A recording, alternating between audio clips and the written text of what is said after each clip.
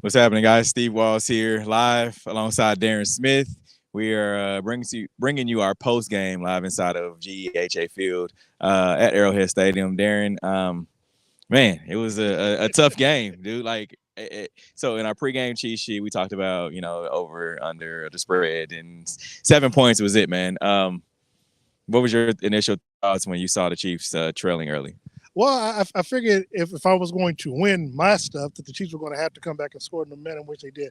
I never thought that they were out of it, but it did get a little bit bleak when you find them down 17-0, and the simple fact that they couldn't seem to get the offense going. I think they had to punt the ball like on the first three drives, so it was a little nerve wracking. Obviously, when Patrick got their first touchdown, it kind of gave them a little bit of momentum. Defense was able to kind of stop them some, and then of course they ended up kicking a field goal late in the quarter, or late in the first half, before Kansas City. But I think the key to the game, and I know we're going to talk about it, was the roughing and passing call, which the Chiefs looked like they had a stop, looked like a Chris Jones had a strip sack fumble and a recovery, and then the referee just they did what they did, and then next thing you know, all hell was about to break loose. And we always talk about, of course, you guys watch us a lot, and we talk about the Chiefs always having tough time guarding, big name wide receivers. We see, Jamar Chase, and last year, Stephon Diggs, even looking at this year, Mike Williams, Mike Evans, back to back games, and now you look at a guy like Devontae Adams coming in, who is arguably the best wide receiver in the league.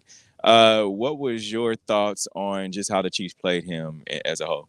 Well, it's interesting. Obviously, they try to use different matchups. Obviously, his first catch was a 58-yard bomb, and that was against, because I asked you who you scored, like you said, Rashad Finn, and then I know they had someone else on there. Then they finally moved L'Jarius Sneed. So I don't know. I guess it might have been after the second reception where he got it for like 18 yards that they decided, you know what, we might need to put somebody else on him. But also, it was kind of surprising because you had told me, and I didn't realize that Darren Waller had left the game with the hamstring injury. So you would have thought then, well, don't let Devontae Adams be the one to beat you. Double him up, and we saw what happened in the second half when even that didn't work because he still caught a touchdown pass against two Chiefs defenders. So to be quite honest, that is something that you have to kind of work at. I don't know whether or not you have the perfect corner that can go man on man against somebody, but I mean, look, they escaped with the win tonight, but yeah, that is something because you got Stephon Diggs coming in next week, and he's as good as Devontae, but obviously not as tall. So you got to worry about his speed and his shiftiness because Buffalo, they're going to find a ways to get him the ball, and of course the receiver last year in the playoffs that scored 4 touchdowns against the Chiefs. His name just eludes me right now. Now, my initial prediction, of course, before the game, Travis Kelce, he always plays well against the Raiders. Now, fourth touchdown game for Travis Kelce. Were you expecting this? I know for me, I felt like possibly 2 touchdowns, but not four. No, I definitely expected at least one. I expected one. I thought this would be a game where Patrick was going to get 3 to 4 touchdowns. I figured he would get other players involved in that. The fact that once he got two, we kind of felt something going. And then when he got that third one, it was like, you know what? If they get back down here, we could see a situation where Patrick's going to get him the ball. And even on that fourth one, because I asked him post game about it, he said he really wasn't like just trying to, but it just happened to luck up that way. Oh, he was trying to. Well, no, on that fourth one, on the last one, yes, but I'm just talking about earlier. He wasn't really trying to, but it just happened to go in that direction. But yeah, once he knew and saw, he said he saw something on the jumbotron that it just kind of enlightened him, like, hey, we're gonna get him this other touchdown. So yeah, now if it would have been a scenario where the Raiders would have scored that 2 point conversion and took the lead, then it probably would have been a scenario where then you come down, you put yourself in a field goal position, but Patrick, he probably would have went for that fifth touchdown. A lot of folks kind of overlook Chiefs linebacker Darius Harris, a young guy, stepping in for Willie Gay, led all tackles tonight on the defensive side of the ball. I had a chance to talk to him, in the locker room post game, and he said, he's just trying to do what he can do to help the team win. It seems like and even on the offensive side of the ball, there's a lot of unselfishness, right? There's not a lot of finger pointing when things don't go right. We heard, Patrick say it. We heard Travis say it as well. from what you can tell, on this team, what are you seeing from guys like Darius Harris who are young and trying to figure it out? I mean, I'm gonna tell you. Look, we had this conversation all the time that the Chiefs are bringing these young players and these veterans and stuff together, and putting them in a position where they can succeed. So when they get out here under the bright lights, they're not afraid. And they don't get nervous and they don't make big mistakes.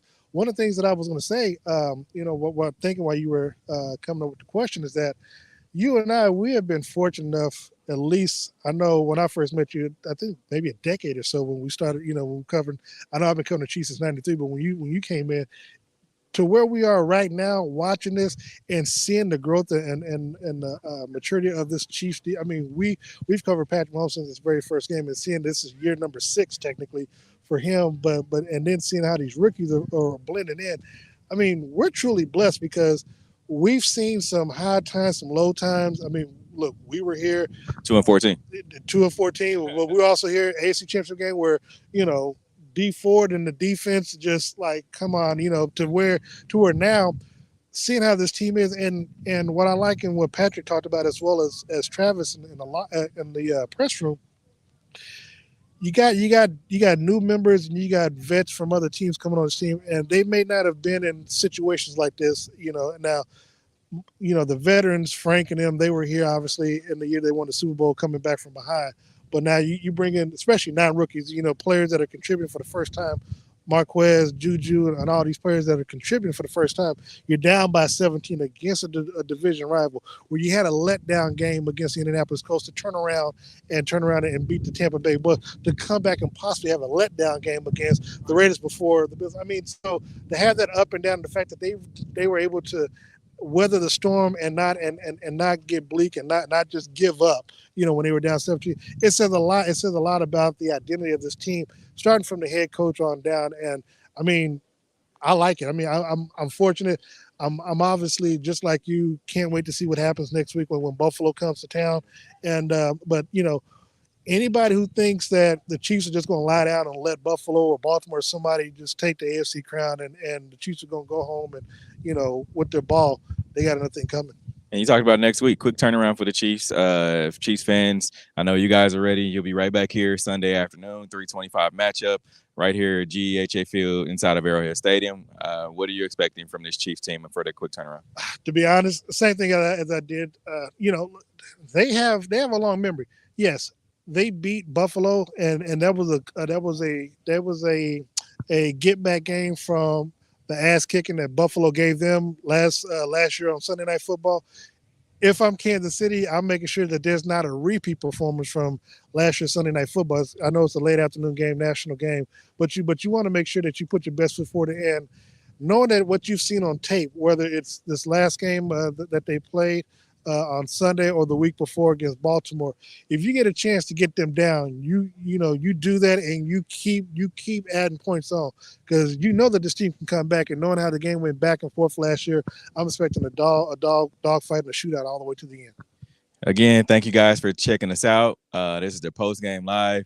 Remember, you can catch us tomorrow night for the Red Hour live from Soiree Steak and Oyster House. We'll have Third and Long Foundation that'll be joining us with Neil Smith and President Ms. Betty Brown. So remember, Soiree Steak and Oyster House tomorrow night, 6:30 to 7:30 p.m. Come down and hang out with myself, Darren Smith, Sean Tyler, and also DJ Q. Come have some great food. Soiree Steak and Oyster House tomorrow night, 6:30 to 7:30. Normally, we're on Monday nights, but it'll be Tuesday night, which is tomorrow night, Taco Tuesday. I'm sure Miss Anita, Chef Anita, will have some great food for us. So for Steve Walls, Darren Smith, we are out of here.